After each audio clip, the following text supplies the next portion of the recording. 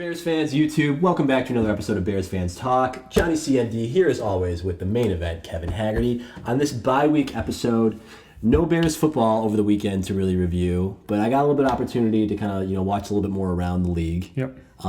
Did you get, of the games that you watched, what are some takeaways? So the first one that I saw was obviously the noon slots, best game of the week without question, Minnesota Green Bay, which was just a back and forth duel. Without question, the NFC is running through Detroit. They are an elite team on all levels, and without Aiden Hutchinson too getting the job done, they gave up points, but they went into Minnesota and they went down early, came back. And then they went down again by double digits, and they came back and they won that game. Yeah. I mean, Motor City Dan Campbell tried the fake punt. In the first quarter. In the first quarter. Yeah. They went down 10 right away, gave up a big play right after that. Yeah. And I was thinking, Detroit is just not the team without the rallying guy. But yeah, that was a great game, and we were talking a little bit before we started rolling. Big Cat on Barstool, I think said what I was, what I kind of felt after watching this weekend is, usually you go into a bye week, pretty neutral. The Bears lost this bye week. Yeah. I mean, I don't know if they lost the bye week, but I think it just solidifies how good the NFC North is. Yeah. And how difficult that this stretch is going to be for the Bears. And people were, even our group chat was going off on how bad some teams are and how with the quality of wins. A win in the NFL is still a win in the NFL. Yes. That's all I'm going to say. Yes. And the Bears have won games and they're 4-2 right now, and you can't take that away from them. Yes, but so I think because obviously someone was going to have to win the Vikings and the Lions game. No, they could have tied. But whatever. But that would have been, still net negative in terms of standings, or net neutral in terms of standings. What I wanted to see one of those teams look bad and beatable. Or they both look bad and beatable. No, they both. They could have. I'm telling you, it's hard for both teams to look bad and beatable. I guess that can happen, but neither team did. Both looked really solid and both hung in there and played. There's the game going over to Germany, and it's Carolina and the Giants, I think. Really? Yeah, that's gonna be a game of bad and beatable. That's what I'm saying. So you can have two teams that suck. But I'm saying that's not what happened. And then additionally, one thing that we really needed to see CJ Stroud beat Jordan Love and the Packers. It would have been great. And the opportunity was there. CJ Stroud didn't play very well. The Packers, Jordan Love threw 2 picks, but ultimately went on a game-winning drive. Yeah. And that would have really changed the landscape of the NFC North if the Packers would have lost. Not only did the Packers win, but they beat a team the Bears lost to and looked really anemic to. Granted, it was the beginning of the year. And then it's a different Justin Fields. Different Caleb Williams. That's true. Maybe. I mean, jury's out. The last 3 wins have been very bad defenses. But we'll get there. Still an NFL team. But if you want to talk about quality wins and quality losses, that's it makes Houston look less like a quality loss. The Commanders beat up on the Panthers even worse than we did. With the backup quarterback. Yeah. And then I guess one thing I will say is the Jags actually stuck it to the Patriots, who is still on our schedule. Yeah, I saw that. Yeah. I mean, but that was also over in London, right? And they do the transitive property thing all the time. So last year, I'm just making this up, right? So last year the worst team in the NFL were the Panthers. Well, one of the wins against the Panthers were against the Giants, for example, and the Giants beat this team, who then beat the KC. So by transitive property, the Carolina Panthers could beat Kansas City. That doesn't work. I will admit I'm probably getting way too much into the reads into who's playing who, but that's just been so much of the conversation. It's who the Bears have beat and who the Bears have lost to. Yeah. Before we get into that, a little bit of an aside. I have this up here just as the highlight. I want to start by telling the story. DK. I want to start by saying the story. Sports betting is loser mentality. And I'm not saying you're a loser if you're a sports bet, but it's a loser thing to do. That being said, I've been betting quite a bit lately. And I'm probably the first heater I've been ever Heaters are over fun. the last 2 weeks. Heaters are fun. That's how they get you in, John. But I got DraftKings stock, which is up 33% over the last year. So do not forget who that money is going to. Spoilers, it's not going to you. In the long run, I'm probably going to lose all this shit. The other thing, did you hear about the new thing that they're instituting in the major metropolitan areas? No, what? So for sure in Illinois and in New York, they're starting in 2025. They're going to tax your winnings. Really? Up front. Interesting. So like minus 110 instead of you bet $10 instead of winning $9.10 or whatever it is, you're gonna only get $8.50 back. Well, do you think that'll be baked into like the odds or what you're winning? What you win, and then they're gonna take it away up front. Okay. They're gonna collect the taxes up front. But I'm really bringing this up just because I discovered an interesting thing. I use FanDuel, and I was out of the house, I think, for like the late slate of the Sunday games and the Sunday night games. So I'm on FanDuel, and I realized there's like an option to like actually watch the game on FanDuel. I'm guessing it's just in market games. But so like cool. I could stream, yeah. So I'm like, oh, that's cool. So like I was watching, I was watching for free. You didn't have to log in. For free. Well, I had to log in. Oh, you still have to log in the cable. Well, here's the thing. So I had to log into FanDuel. Like no cable was required. So I was like, oh, that's pretty interesting. Like they must have given like on like the. I mean, they're making so much money. They must just be able to give you like the in-network games. So I'm watching the end of the Packers game, which I had like I think I had 10 on Houston to win or something like that. I'm like, okay, so I tried doing the same thing. I'm still out of the house for the Sunday night game, the Jets and the Steelers. And I go to watch that as well. I'm like, oh, it's got to be in market. I got to be able to watch it. And then it gives me a prompt like, you can only watch games you bet on. So I put $10 on. I won it. But I'm like, wow, what an interesting marketing campaign. That's I mean, it's I guess just like tactic. It's actually really smart. So like any amount of money you just have to bet. Yeah, just I think just have some action at the game and then let you do it. Okay, so that's interesting because I know. So when I first started betting, I was on Bet Rivers.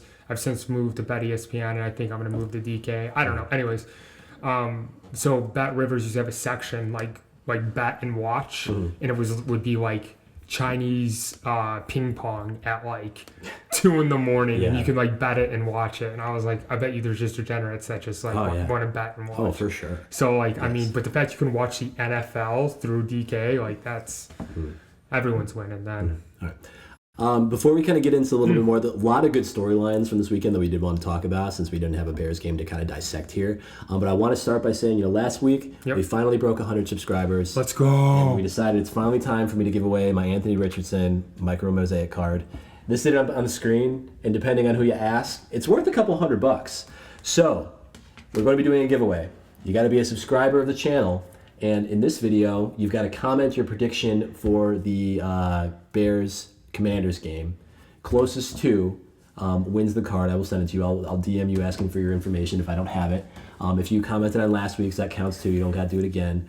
But yeah, looking away to give this card, looking to get a little more engagement and get a couple more subscribers. So if you're watching, you're a real one, subscribe. See if you can win yourself a pretty nice card. I mean, jury's still out on Anthony Richardson.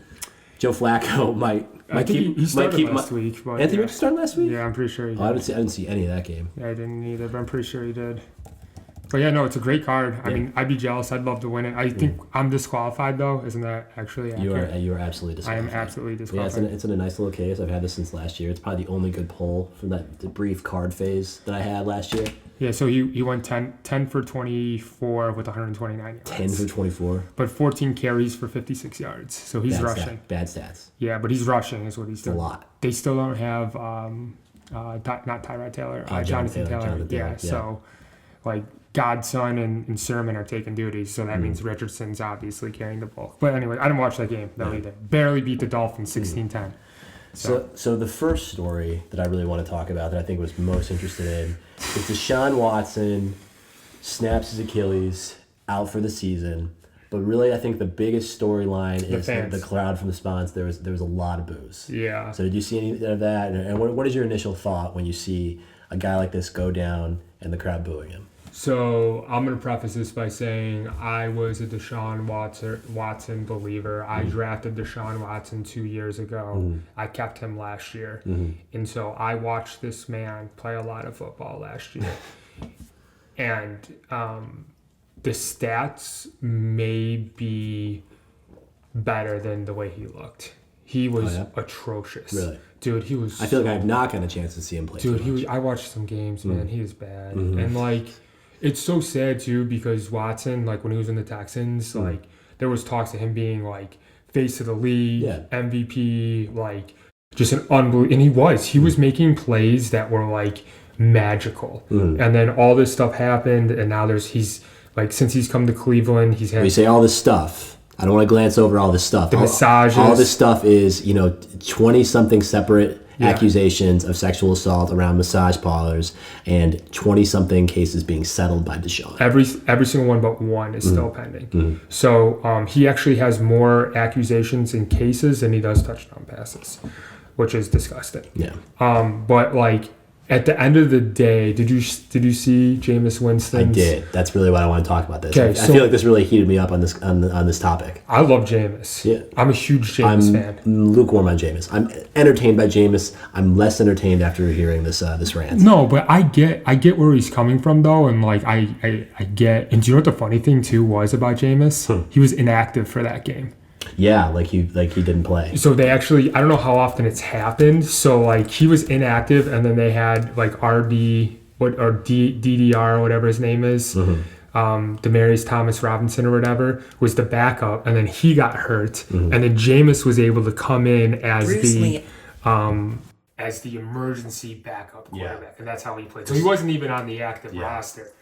But I think to talk about this, I think we should actually play the audio of what Jameis Winston said. This is him in response. Oh, no. To love, no matter the circumstances, especially for people who do right by you.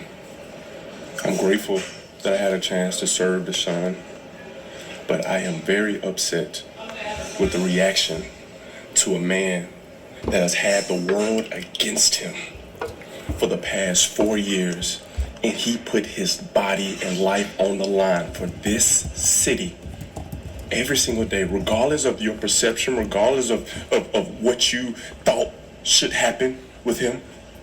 He committed every single day that I've been here to be the best that he can be for this team. And I know I come from the deep south, Birmingham, Alabama, Bessemer, Alabama, so I know the standard that hungry fans want. So that's kind of the vibe, just very animated, obviously standing up for a guy who seems like probably is a friend of his. But what is your thoughts on the fans booing? Yeah. When you saw that, because I saw the fans booing first, and then I feel like my opinion swayed a little bit after I started thinking about it after Jameis's comments. So do you, first of all, so Jameis said he's from the deep south, from Alabama. Do you remember why he got suspended at FSU? Yeah, he stole crab legs from like a crab cakes. Yeah. I just thought it was funny. Yeah. Jameis is a funny guy. Yeah, I mean, I love Jameis. He's a goofball. I mean, like he reminds me of who's a running back who's in Detroit and now he's in St. Louis. The one who's got like the anime Williams guy. Is his last name, right? Yeah, something like that. Yeah, he's super funny. He's just like great locker room guys. Yeah. But okay, let's go back to why the fans booing. I've been to a lot of Bears games, and I have heard things come out of Bears fans' mouths criticizing Mitch on the sideline. Yeah. Like some awful things that like I would never dare repeat. And I have an awful mouth myself, and they are very mean. Mm-hmm. So like the reaction from the fans at the time in the stadium is not surprising at all. Mm-hmm. And like sometimes I feel like there's a lot of groupthink going on. Like once you hear some people booing, then you kind of like boo in, like, oh yeah, F this guy, you get some beers in you. Like I get that, right? But like I think the overall perception of everyone else too was like, I'm glad the guy got what he deserved. Like the casual fan, I felt feels the same way. Mm-hmm. So I but on the contrary, what Jameis did say, like it's not like he wasn't working. Like he was out there working hard. Like did he deserve a fully guaranteed contract? Probably not, but I think the thing. Another story that I found so interesting this year is Tua, and it's kind of for the same reason that at a certain point there's got to be things that kind of go above football, and I think the allegations against Deshaun Watson are one of those situations that kind of go above football. Yeah. And here's the thing. It's like I don't think I would be booing when he's down there holding his Achilles in Cleveland, but I think I would understand the mind frame from the fans who did. So I'm putting myself in a situation. I'm putting myself in the situation where, say, the Bears went out and instead of going to the Browns, we traded for Deshaun Watson, and I don't know how you would feel about it in that moment. I think I would be like, I don't want a guy like this. I don't want to have to be rooting for a guy with this kind of unseemly behavior, and he's Deshaun Watson is out there playing for an opportunity to make everyone forget whatever that. I was going to say, let's say he was successful, If he would, I still wouldn't feel good about it. I wouldn't feel good about it. Dude, people forget. People forget stuff with success. And I think people. I wouldn't. Fine, you won't, but I'll tell you, the average person will look over. I'm speaking for myself. So, less controversial, but let's talk about Caleb painting his nails. Okay, we've said it vocally on this podcast. It's not the same as what he did to the women. Deshaun did. No, it's not. But I'm just saying, in general, though, it's a knock against someone that if you start underperforming, then all of a sudden everyone starts bringing up all the other defects, all the other issues. But as long as you perform people are willing to look over it. I'm telling you, dude, I think people would, if he was playing out of his mind at MVP level, at the Texans level, they would be devastated if Deshaun Watson got hurt and wouldn't be. No, I agree. So you as a personal fan may take that. I'm talking the general NFL and the general community in general. If he was a superstar like he was in the Texans, there would not be doing this. Is a horrible take to compare Deshaun Watson, what he did, to Caleb Williams. Yeah, you're right. Like, people will overlook some weird things if you're winning. But this is not that type of situation. And you're right. I think if he started winning and he's playing MVP ball in Cleveland, they'd be cheering for him. Whatever. If it were me as a fan of Cleveland, I'd be feeling pretty dirty about it. But in terms of them booing. If I'm in that situation, I'm a Cleveland Browns fan. I got a guy who I didn't feel good about coming over. Maybe there's a bunch of fans like, we didn't really want this guy, but we're giving him all the money in the world and he better play well. And then he comes over and he plays terribly. And generally speaking, I think it's a bad look for fan bases to boo people who got injured. But I think this is the one instance where I don't think I would boo, but I think I could put my mindset into my head into the mind space of the people who did. Yeah. Just because you got this guy that I don't think I would have wanted to get behind anyway, and then came out and just looked lifeless. And just like they gave him all the money in the world. Now he's not going to be able to play. And I think when I first watched the video of him getting booed, I was like, yeah, it's kind of gross to see the fans doing that. But then it's like really exaggerated, he's putting his life and his body on the line every week for the city. I'm like, Jameis, that's not what Deshaun Watson is doing. Deshaun Watson is out there for number one because he knows if he starts winning games, then people are going to stop talking about this seeing me pass. For sure. And I think one bit of solace that I can get as someone who doesn't like people getting elevated in sports who are who are potentially bad people. I don't like using sports to elevate yourself. And I'm kind of glad that, at least for the time being, he's not going to have that situation. Because, it'd be one thing, I don't think I've ever seen Deshaun Watson come out and address this publicly and be like, express any remorse or wrongdoing or anything to that nature. Granted, I'm not like a Browns fan, so I don't know. Maybe he has had press conferences like this. But from what I've seen online, I really haven't seen much of that. Yeah. So, that's just my thinking on that. Do you remember Kellen Winslow Jr. when he made that analogy? No. I think he played for the Browns when he did it too. No. He compared football to, it was when the Iraq War was going on, he compared football to the Iraq War. Okay. And it was an awful take, and people gave a lot of pushback. And that reminded me of what you're saying, people putting your body on the line every day for the city. Like cops put their body on the line, their life on the line. Agreed. You can make the argument that he's putting his body on his line, but your life on the line, it's a little bit different. I mean... And you know what? And Jameis Winston to me was always just kind of like this goofy little character. That was a clown moment for Jameis, in my mind. I don't know if it was a clown moment. I think he's probably a team player. He's also going to get... He did say he had the opportunity to serve Jameis Winston as his backup sort of concept. Like, now he's going to be the man, and Jameis gets to earn himself another starting job. It doesn't sound like they're going to give Jameis that starting spot. But that being said, it's a very self-serving... he opened up by saying, people who did right by me, especially. I'm like, Jameis, it's more about than... a person's character is really more than about your friendship with them. But you could see him as being a loyal guy. I'm not mad at Jameis because I know how locker rooms are. Yeah, dude. And there's a lot of tribalism. I mean, you're family with your teammates, and I think in the heat of the moment, you see your buddy getting booed by an entire stadium. Dude, so I'm not mad at Jameis for it. I just think it's a take that's not going to age well. I did think though when I did see the boos too, I did put myself in in Watson's shoes and Deshaun's shoes. Yeah, you feel horrible, dude. Can you imagine the whole you just tore your your Achilles and just the pain, and then everyone's doing. You got to feel the lowest you've ever felt in your entire life. That has to be rock bottom for an individual. But he's still getting all $200+ million of his contract guaranteed, and the only thing that he's losing out on the end of the day is a chance to make football a modem to make everyone forget about the sexual assault allegations. And I'll tell you, Johnny, and I'm going to stand by that if he did play well, like, no, everyone would have forgot about it. Not forgot about, but like it wouldn't be as loud. Would have been brushed under the rug. I mean, and people would have in the NFL would have spun it. For sure. Like, it's a great story. Yeah. Deshaun, they would have called it a comeback story. A comeback story. Really he would have won comeback player of the year. And that's what I'm saying. It's all because he's not playing well, John. That's all it comes down to. Well,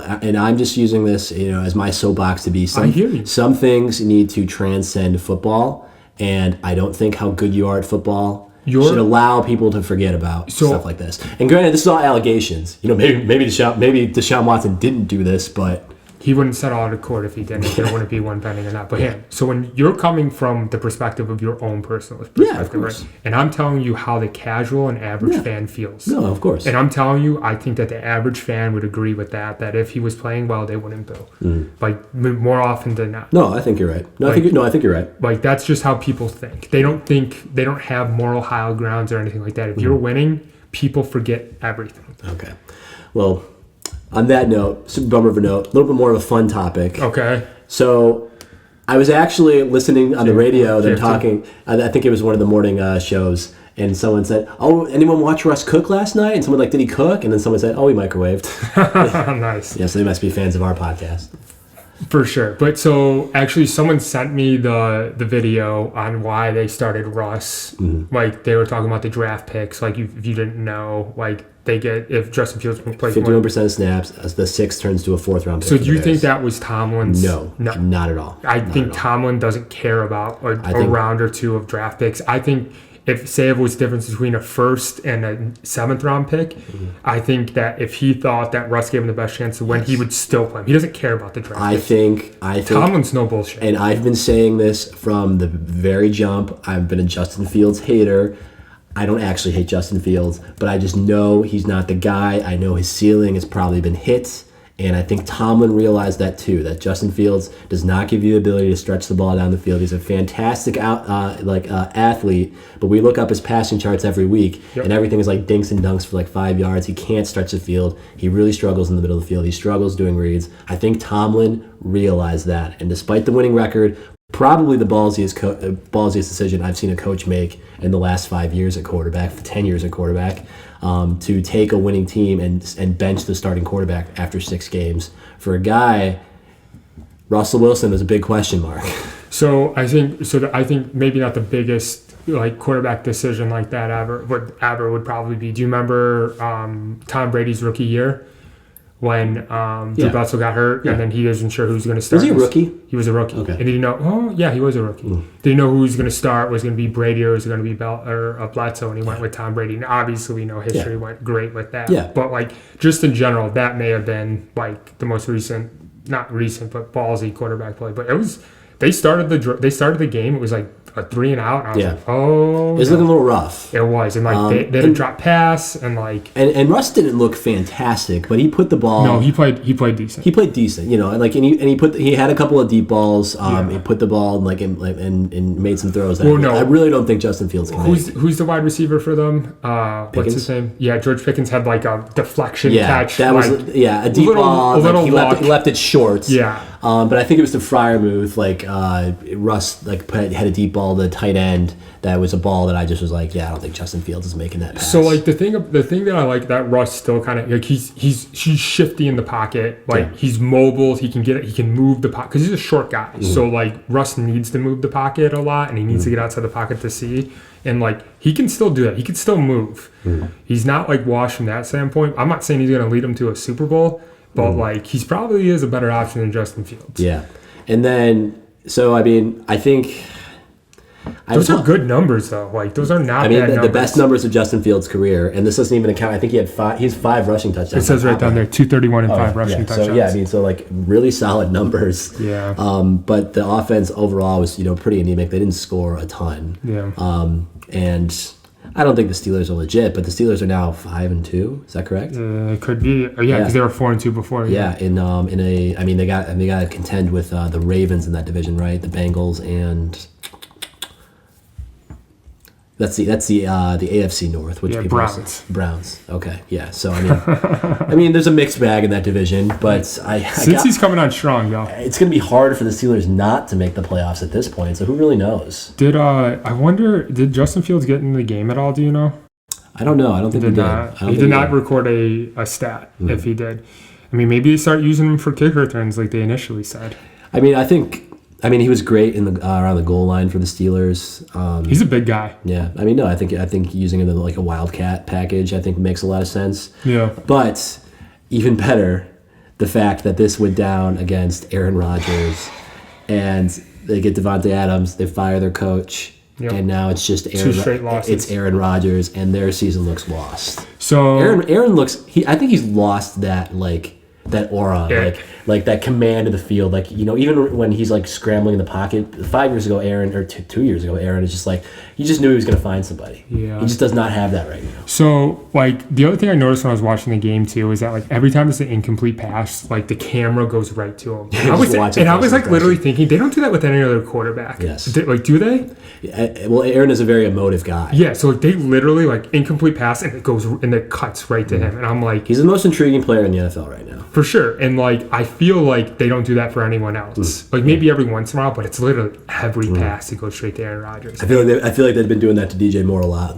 Sure. But like, I mean, yeah, it's obviously a good storyline. But, like, the thing about Aaron Rodgers is, like, I sent you the quote before that Julian Edelman said, and I know you don't have it up, but basically he was saying that, like, this is Tom Brady's fault because Tom Brady went to Tampa Bay and won a Super Bowl. And I'm not going to lie, in my head, I kind of had the same... Like, people were thinking that last year. Yeah, same idea in my head. Like, Aaron Rodgers is a competent quarterback. He doesn't have to be great, but he's got good weapons. He had a great defense. And a great defense is what I'm saying. And, like, there's no reason why Aaron Rodgers doesn't have to throw for 4,500 yards and 40 touchdowns. He's just got to play decent ball. And, like, he's not playing. Not really doing that, yeah. I mean, I don't think it's all on him. I mean, Breece Hall is amazing. Yeah. How can you not win ball games with Breece Hall? I mean, maybe the Jets will make a run. I think he still loves Allen Lazard. They've got a light schedule. Yeah, I mean, Davante Adams was a no-show for that game. 3 catches for 30 yards, I believe, so like pretty much a non-issue. But he was still learning the playbook. It's like midway through the week, how much he really going to do. He spent too much time on the Pat McAfee show. Maybe you should have been reviewing plays with Roger instead of getting on these self-aggrandizing podcasts. So super interesting that the first play of the game, they went straight to Davante Adams and he dropped the ball. Also, if you didn't know, Amari Cooper got traded to the Bills. Yeah. First play of the game, they went to Amari Cooper, dropped the ball too. Really? I thought it was like super interesting. I don't know if it's jitters. Got to get used to the ball if it's being thrown by a different quarterback. I bet that matters. The type of ball they throw. I'm sure, but at the same time though, like what that just makes me think and feel like is like I just love going to the concept that like these aren't video games. It's not like you can trade a player and plug them right in and they're going to be amazing. Like they're human beings with emotions, feelings, and like they get nerves and nervous too, right? Like this is real life here, and like so I thought that was funny. And then the other thing I was gonna say about the receivers, Cooper Kupp's on the trade block right now. Yeah. Which I'm not saying the Bears are going to make a move for him, but like it's just interesting to see. I felt like in-season trades for the NFL was not a thing. Like I think it's 5 years ago, ramping up a little more in recent years. It is like in-season trades and moving key pieces like big names is becoming more predominant within season. And I think that's a factor of the NBA, honestly. The way the NBA makes their blockbuster trades. I don't know what team freaking... The MLB does that way, too. I think the MLB is more so that way, actually. Actually, I think the MLB's worse. They're awful. Like, no, I think like everyone's trying to unload. Like they try to, like teams who aren't in it, they unload to teams. It's a trade deadline. Yeah. But like free agency, like I felt like free agency was such like I had no idea when Shohei was signing or like when free agency started or ended. But yeah, MLB moves players too. So speaking of which, Yankees Dodgers. Yeah. World Series. Do you care at all? No. I don't think anyone cares. It's football right now. That's all people people have really liked people really liked what's going on with the MLB, and I've kind of been like passively. Awesome. Yeah, I mean that'll be exciting. And the Yankees have an exciting team too. I'm just like, I'm just not. Baseball doesn't quite do it for me. If it's on, I'll watch it. Yeah. I'm not gonna go out of my way or like plan my day around it. I got the 4K for YouTube TV, and they don't have any football games on 4K, which is so dumb. Interesting. But they have baseball on 4K. That is That's a great picture. Oh, yeah? 4K I would recommend. Okay. Baseball looks amazing. It's fun to watch it. I think I need a better TV. Yeah, you do. So, love to see. Yeah, part of me loves to see. I don't know. It's not fun to watch Aaron Rodgers it go out this way. I'm really feeling like this is the decline. I think this is the fall off. Do you think Aaron Rodgers will ever play another playoff game in his career? You asked me to bet on that right now. I'd say no. When we look at the Jets' schedule, because yes, they're 2-5, but at the same time, they play the Pats, Texans, Cardinals, Colts, Seahawks, Dolphins, Jags, Rams. Yeah, actually, a really light schedule. Dolphins. Out loud. I don't know. It could be a hell of a story. Who's in the division? Dolphins and who else? Dolphins, Pats, and Bills. So the Bills are obviously the best team, but so they're not going to win their division. But but they play a lot of bad teams still. Dolphins are broken, even with Tua coming back, which I know we got up. Are we talking about Tua today? Yeah, we can talk about Tua. I don't think I have it up, but he's coming back from concussion protocol. Yeah, and then asked if he was going to wear a Guardian cap, simply said nope. Yeah, I know. How do you feel? The fact that whether he is or isn't going to wear a Guardian cap doesn't change anything for me. My stance on this is very well known. And I wish that the NFL was just like, hey man. Yeah, I told you they wouldn't. But I knew you were right. Yeah. But I'm just saying what I want to see. Yeah, and I also came at that from the average fan perspective too. But at the same time, the Guardian cap, here's what I'm going to say about Guardian caps. Say what you want, what it does, but when two grown men at that level and that speed collide helmet to helmet, I don't think a little extra padding is going to make a difference. I'm inclined to agree. I mean, I'm just saying. Maybe they have some information on it. Maybe they have some analytics or physics behind it, but I'm telling you, with those men hit, that is a physical ball game. Yeah. And there ain't no extra cushioning. As long as they're hitting, I don't care what you put on there.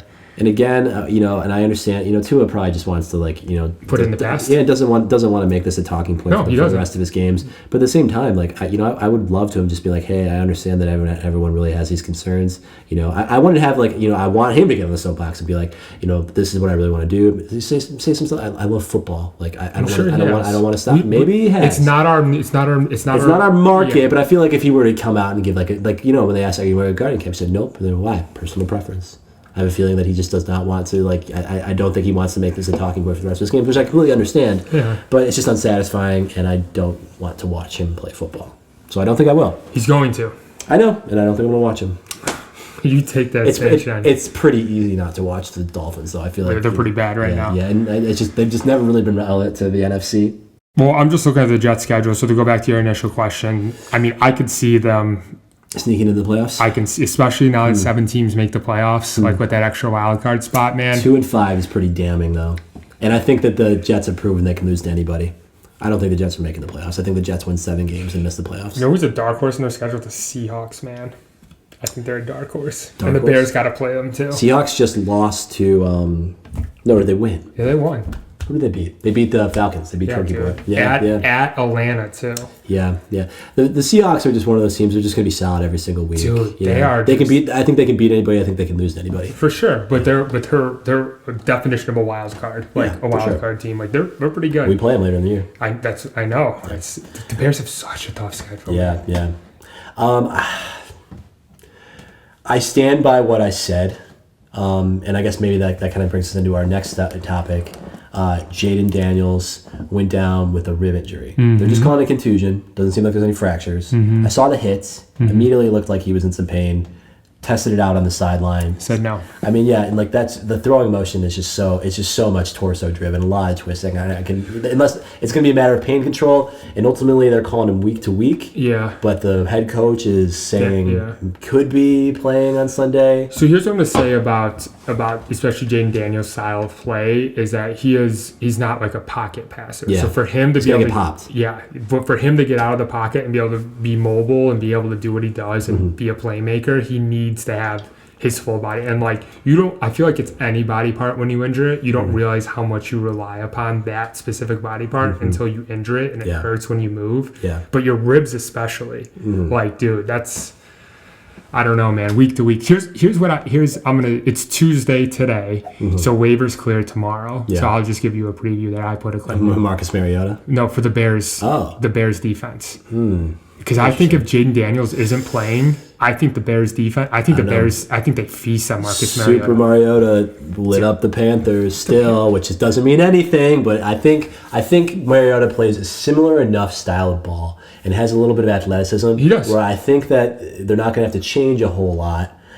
I think that the Bears win handedly without Jayden Daniels at the helm, but I think Marcus Mariota is going to be serviceable. But I don't think it's going to be a blowout. I think the Bears defense, like especially if we're getting healthy, like I don't know what Brisker's status is right now, but like, you know, Stevenson sounds like he's coming back. Like if the Bears are at full strength, like I thought it was going to be a tough matchup for Jayden Daniels, but like I don't think Marcus Mariota can come in here and cook him for 40 points. I don't think so. I think it's like the line right now is 1.5 point. Bears are favored, and like if Jayden Daniels if he's out, I can see that spread going to 4.5. What's your gut feeling on whether or not he'll play? I don't think he plays. I don't think so either. And part of me is trying to trick myself into thinking like, oh, he's got to play. This is such a big game. But I think we feel like it's a big game. I don't think they should feel like it's a big game in Washington. The fans feel like it's a big game. Yeah. But the Commanders are 5-2. 5-2. Yeah, they have a great record. They're 5-2. This is not a must-win by any means. You got a rookie quarterback who's lighting it up. Don't put him in harm's way against a good defense. Yeah. I think unless he is just like, I feel fantastic, I think they got to sit him. Especially if they're saying... It'll be disappointing. It'll be disappointing if that happens. But so, like, also, like, storyline-wise, like, yes, Caleb is playing good ball and, like, coming off the bye week, multiple weeks to prepare and stuff like that. But at the same time, though, like, the worst thing that can happen is, like, they play head-to-head and Caleb doesn't perform well. Yeah. And, like, then you get the conversations, like, did the Bears make a mistake? All this bullshit. And, like, I'm just saying, like, if we can just avoid that altogether, like... Why take the risk? No, I'm just saying from the perspective of like him not playing, like it's kind of a win for the Bears no matter what. If he doesn't play, that way they can't make the comparisons. No matter what, if he does play, I mean, if they lose, well, without Jayden Daniels, it would still look pretty bad. If it's Caleb, it depends how Caleb plays, sure. But like if they lose not because of Caleb, because maybe the defense gave us some points, whatever. But like if he plays, and here's the other thing too is like. He could be doing like a Kyle Shanahan thing or a Belichick thing, saying week to week, and then he's a surprise. Like, oh, we don't know if he's playing, but they're all week, so like we prepare for Marcus Mariota sort of thing. Yeah. And then like at the end of the week, he's like, oh, he's fine, he's healthy. I think it's kind of the opposite. Like, you think he truly is week to week? Well, no, I think they're probably lying about that. Oh, he could play this week, so the Bears have to anticipate playing. You think it's the other way around? Yeah, I think that's probably what's actually going on. But again, at the same time, it's like when it's a matter of just kind of pain control, unless of a structural injury. I think you just got to see how your guy bounces back. He's young, then maybe he'll feel fine. I just don't rush him back. Like if it was Caleb, it makes no sense. If this was a reverse situation, sit him. Yeah, that's how I feel. In such a big game with such like most emotional. Early in the season with a great record and aspirations for the playoffs, you got a game to burn. Yeah, why hurt your star quarterback? Like if this was Caleb, I'd be like, yo, like let's just sit him. Like if Caleb's got an injury, like I don't want to put him out there and get him hurt. So. Thinking about this game as if Jayden Daniels was going to play, I really don't like the Bears in this matchup. I think their offense is just so good. But then I look at like their defensive stats, and I have these pulled up here. So in terms of rushing defense, they're 27th on opponent yards per rush, 16th on or 18th in yards a game in rushing, and then passing they're pretty much even worse, 26th in yards per pass attempt, and only 12th, not too bad. So they're kind of middle of the road to bat on defense.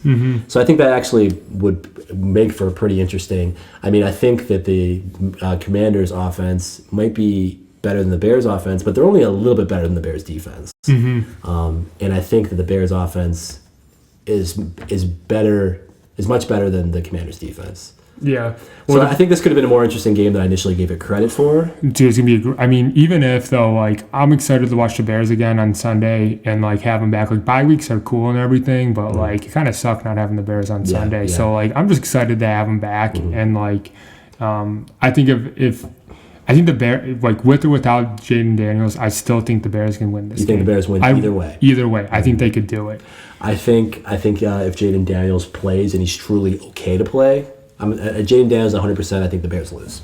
I think it's a close game. I think it's a one-score game.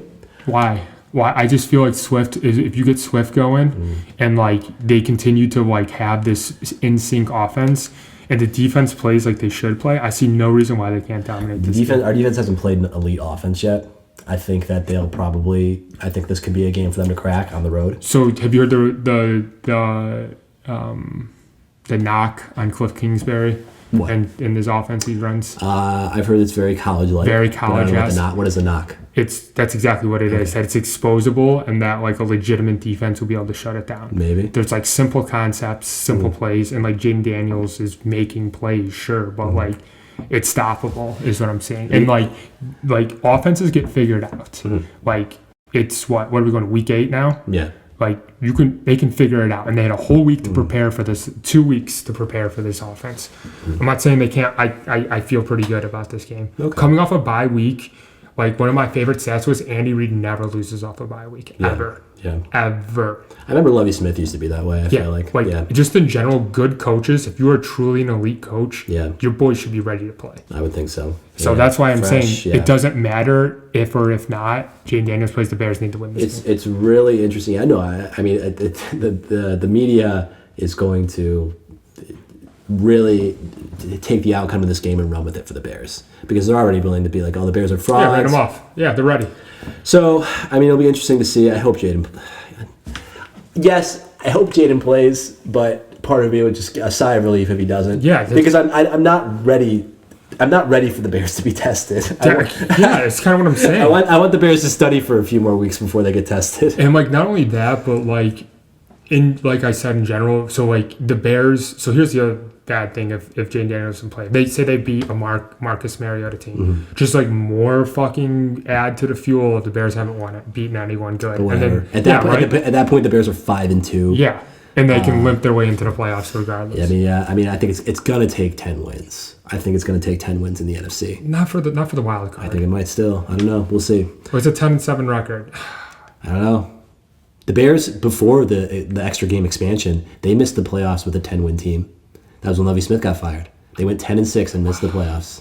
Wow. Yeah. And then we entered the Trustman era. And then I wasn't Trustman right after Lovie. Yeah. No, I don't think was it. Oh no, it was John Fox. John Fox from Carolina, Denver. So Lovie Smith got fired after a 10-win season. I forgot about John. I wonder how many 10-win seasons we've had since Lovie Smith. Maybe 3. 2? 2 sounds more likely. Yeah, right. It's crazy. Yeah. Lovie was a good coach. Yeah, he was. You know what? The other thing I want to mention. Did you see? I saw the highlight from the Arizona game on the Monday. Which, by the way, I didn't catch any of it. On ESPN Plus. Yeah, dude, it's total trash. Like, come on, like whatever. The game was a garbage dump fire, whatever. Anyways. Yeah. There was a play in the game when the guy was running he was like wide open for a touchdown. He caught it like down the sideline, and he's like literally about to cross the end zone, and the cornerback punches it out like that, right? And they end up picking it up, and whoever was commentating was like, Peanut Tillman developed that. Like, I feel like every time I see that happen, not only do I think of Peanut Tillman, the rest of the league thinks about Peanut Tillman. Peanut was crazy about that. Do you think that he's a Hall of Famer? I do. I really do. I do too. It's not just me. I feel like he's like. I guess he revolutionized the game with the punches. I mean, he was a shutdown corner. He caused turnovers on a great defense that went to a Super Bowl. Peanut was in the Super Bowl. Peanut was on that team. Are you kidding me? Yeah, Peanut was. He was like the leader of that defense. Yeah. So I mean, I feel like he's a Hall of Famer. I guess it's interesting. Yeah. Like I can't believe he's not in more conversations for a Hall of Fame. I love Peanut changed the game with the punching. I don't know enough about corners to say I'm not just a homer for feeling that way, but he changed the game. Change the game is a big term. Dude, anytime you see someone punching, everyone says Peanut did that. It's always Peanut. You're right. Can you imagine? Here's the other thing I'm gonna say. He branded it for sure. The other thing I'm gonna say about it. Can you imagine being an NFL player and you're trying to get a first down, do this and this, and you just have to worry about someone what if they just miss the ball? A fast quarterback and just a rib shot. It's not fun. Probably not. Yeah. I don't think Peanut ever broke anybody's ribs. But I'm saying though, dude, that's not fun football. Yeah. So that'll be interesting to see. 3:30 game. Yeah, they got flexed to the 3:25 game. They're America's game of the week. Interesting. All right. So last thing we want to talk about is kind of trade rumors. I brought it up last that week too. And I don't know where I stand on whether or not I want the Bears to make a big blockbuster. I kind of foreshadowed this when I said that the blockbuster trades are becoming more and more prevalent now. So kind of foreshadowing to this. Max Crosby said he doesn't want to be part of a rebuild. I think I didn't read his quote as that. I kind of read it as like he's like, I'm not interested in rebuilding. I'm just interested in winning games. I think that's just like saying that my mentality is not about rebuilding this team. It's just, I'm going to go out there and play and try and win games. I don't think he was making some big statement like, "Hey, trade me." That being said, I think the Raiders would be stupid not to trade him. I mean, yeah. What would you give up for him? In the same way that I don't want to see the Bears be tested just yet, I don't think I want to say. I think if we make a move like this, then the clock on our window starts now. Yeah. Because now we're not a team with a ton of draft space, draft capital, and cap space. Now we're a team with neither one of those things probably. But your win. And it's time to win now. Yeah. So I don't think we're complete enough to start that clock. So the problem though is your clock is already ticking with Caleb's contract. But I still think it's not quite. I think that we have a lot more flexibility and some room to build. If we don't make give up so much money on another edge rusher, and lose our draft space, because we still have so much to do with the offensive line. But the problem is, if you bring someone in and you draft them, it takes them a couple of years to develop. No matter what, it's rare to get an immediate impact player. So you're basically pushing your window even farther. I'm not sure that's true. I think if we get the Carolina Panthers, for all the world, they're looking like they're going to have the first overall pick. So 33. That means we get number 33, and so we get 2 picks in the top 33. I think you go lineman, and you probably got 2 starters there. I think. It won't be perfect. Yeah. I think it'll be better. I think there'll be some room for improvement. Yeah, I mean, and it needs to happen at some point. Yeah, but you're still don't like to get a proven guy like Max Crosby, who is a proven. But we will never make it to the next level with the offensive line that we have right now. It'll never happen, and that needs to be. I think that needs to be addressed first and foremost. If I said it last week, if the Bears decide to do this, and I don't have any real reason to believe that they will, I think it'd be really exciting. What I'd be willing to give up for him. If they came out and said a first-round pick this year and a second-round pick next year. So 25 first round, 26 second round. Yeah, which I think it would cost more. But I think if it ended up being more than that, I'd be like a little bit like, Khalil Mack, I think it was probably like 3 years worth of first-round picks. So, I don't know. Do you have an answer to that question? I bet you it would be a first-round pick and the Panthers' second-round pick, and then probably a first-round pick and maybe 2027, if I had to guess. For 3 years of first-round picks plus the second-round pick this coming draft? No, so 2025 first-round pick, Carolina pick for 2025, and then a 2027 first-round pick. So they skipped 2026? Yeah, just to push it out a little bit. I've never seen them do that, though. It's an NBA trade. I've never seen the team It's the NBA trade. All right, sure. The NBA trades like 20, 30 picks. It's insane. Yeah, but I don't think they skip a year. Well, it's just to kind of to phase it is like the concept of it. But I think it would cost a lot though. It would be that's basically 3 first round picks. And I'm not ready. Like I said, I'm not ready to press that button. I think we need to attack this draft with a good amount of draft capital. I hope the Bears make some. I mean, here's the other thing I'm gonna make the analogy really quick, because if Caleb is him, if he's the man, say he's Patrick Mahomes. Let's look at the Kansas City Chiefs right now. The Kansas City Chiefs are 6-0, right? And they invest heavily in their defense, and they invest heavily in the line, right?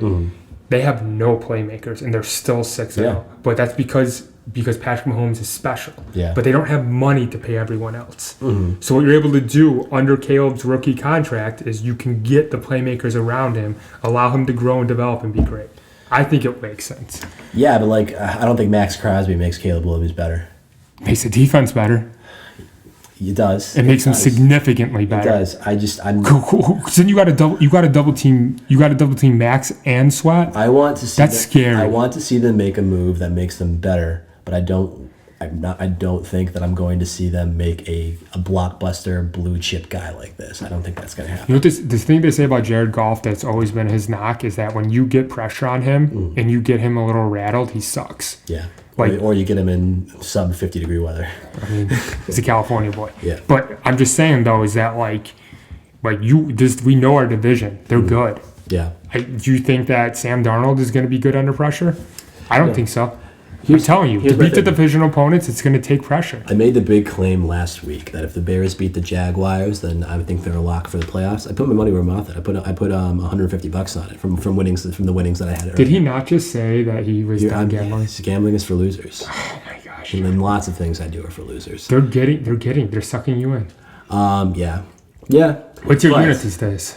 $10 for like a player prop, 25 for like a money line bet. Okay. That's pretty much what I'm going. So 25 is your unit? Essentially. Okay. Yeah. I'm making like maybe 1 or 2 of those a week. So you put 6 units on?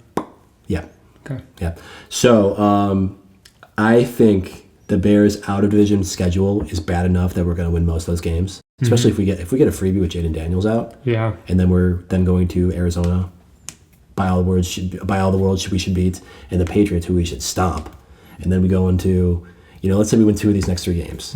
We're 7-3, we're 6-3, and then we go into the division. I think we always play the Lions well. We always play the Vikings well, and we don't play the Packers well. But the Packers look the most beatable of the bunch. I think that we can at least win 2 or 3 of those games. Yeah, but then you got the Seahawks in between there, and you got the Rams in between. Not the Rams. You got the San Francisco, which has been beatable. Yeah, and I think the Seahawks are beatable too. Like I said, I think that Debo's out, Ayuk's out, CMC question marks. We go into the divisional games 6-3 if we win 2 of these next 3. I think that we win 3 games from the division, and I think that we'll beat either the Seahawks or the Niners.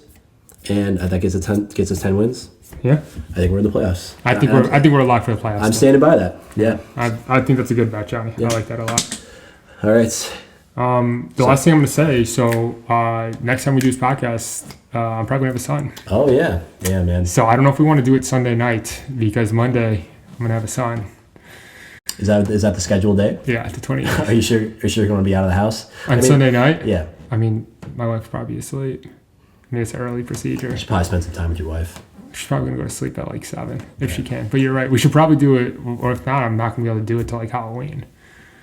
I'll find a replacement. It's fine. You can't replace the main event. Main event, Kevin Haggerty. All right. If you're still watching, you're a real one. For sure. Don't forget to like, comment, and subscribe. Really appreciate it. We get just jazzed when we see a couple of comments. And if you comment your score prediction for this game that we just spent so much time talking about, and you're right, you'll get a card that's worth somewhere between $200,000 and $200,000, and I will send it right to you. All right. That's all I got. Can't wait. Let's go Bears. Thanks for watching. Let's go Bears. For real, though, we need to probably record.